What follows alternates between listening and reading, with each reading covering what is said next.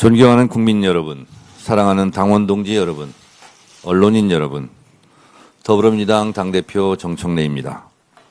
당대표 취임 이후 첫 공식 기자회견입니다.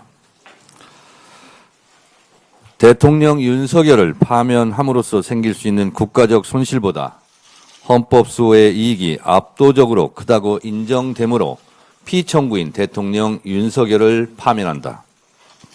2025년 4월 4일 11시 22분 대한민국은 민주주의 새 역사를 썼습니다.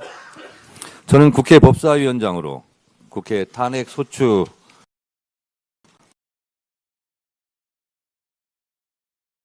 파면 선고 직후 저는 헌법의 적을 헌법으로 물리쳐준 헌재 재판관들께 감사했고 민주주의의 적을 민주주의의 힘으로 물리쳐준 국민들께 감사했습니다.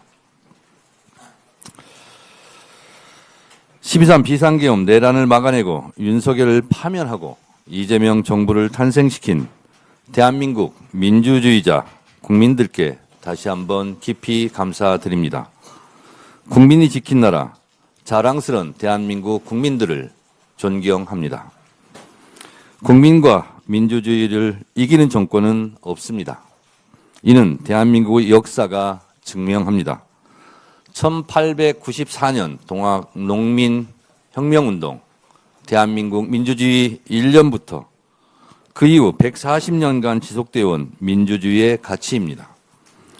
민주주의 역사는 직진하지 않지만 결코 후퇴하지도 않았습니다.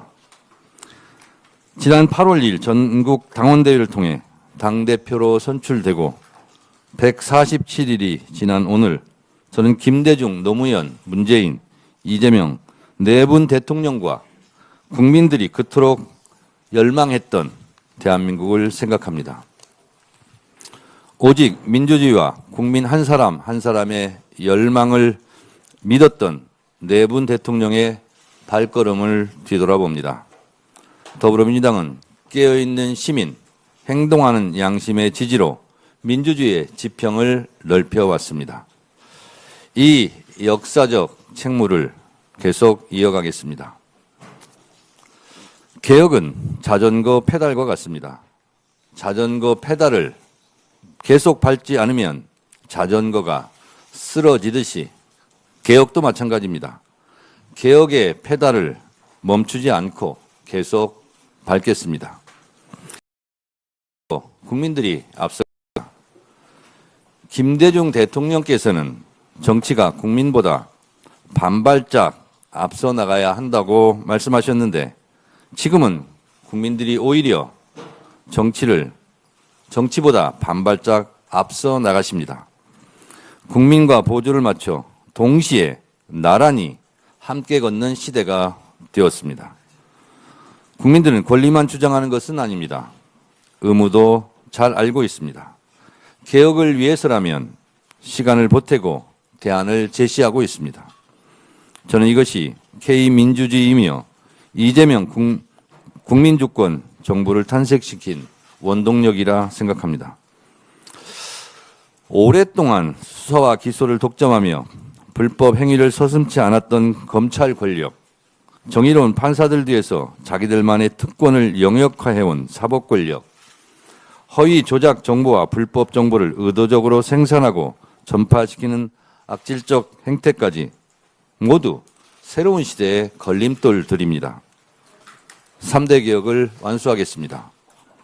중단 없는 개혁, 흔들림 없는 개혁을 추진하겠습니다. 강력한 개혁 당대표의 깃발을 결코 내리지 않겠습니다. 국민주권 시대의 이재명 정부와 당원주권 시대의 더불어민주당은 한몸 공동체입니다. 나라의 주인이 국민이듯이 당의 주인은 당연히 당원입니다. 더불어민주당은 더 넓은 민주주의, 더 깊은 민주주의, 더 투명한 민주주의를 위해 개혁을 추진합니다. 오직 국민, 오직 당원과 함께 낡은 체제를 뒤로하고 오직 새로운 민주주의를 향해 전진할 것입니다. 국민 여러분, 당원 동지 여러분, 당대표가 되자마자 당내 3대 개혁을 위한 검찰개혁특별위원회, 사법개혁특별위원회, 언론개혁특별위원회를 출범시켰습니다.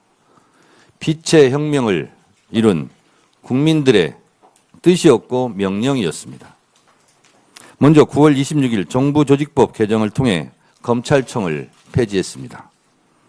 추석 귀향길 라디오 뉴스에 검찰청은 역사 속으로 사라지게 되었다는 기쁜 소식을 전해드리겠다고 했던 국민과의 약속을 지켰습니다. 검찰청 폐지는 국가 권력기관 개혁의 가장 큰 전환점입니다.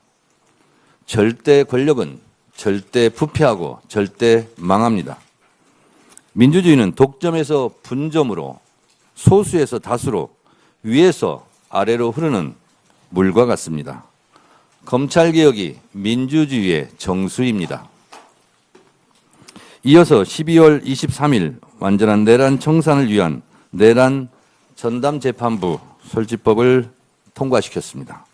내란의 티끌까지 법정에 세우겠습니다. 어제의 범죄를 벌하지 않는 것은 내일의 범죄에 용기를 주는 것이라는 말을 명심해야 합니다. 12월 24일에는 허위 조작 정보 근절을 위한 정보통신망법 개정안을 처리했습니다. 법 왜곡죄, 재판소원, 대법관 증언 등 사법개혁안도 흔들림 없이 신속하게 처리하겠습니다. 12.3 비상계엄 내란 사태가 발생한 지 벌써 1년이 지났지만 아직도 처벌받은 책임자가 단 한 명도 없습니다. 내란은 끝나지 않았습니다. 지금도 내란과의 전쟁은 계속되고 있습니다. 내란 진압은 한시도 멈출 수 없습니다. 헌정질서와 민주주의를 철통같이 수호하며 내란 세력을 엄정히 단죄해야 할 사법부가 오히려 내란 세력의 방패막이를 자처하며 내란 청산의 해방꾼이 된 것이 문제입니다. 삼권분립의 헌법 정신을 국민들은 오랫동안 존중해 왔습니다. 사법부 독립은 헌법 이외 특권이 아닙니다. 오직 법과 원칙대로 판결할 때 국민의 신뢰도 돌아올 것입니다. 조희대 사법부가 12.3 비상계엄 내란 사태 당시 또 서부지법 폭동 사태 당시 사법부의 독립을 목청껏 외쳤다면 지금과 같은 사법부에 대한 국민 불신도 없었을 것입니다.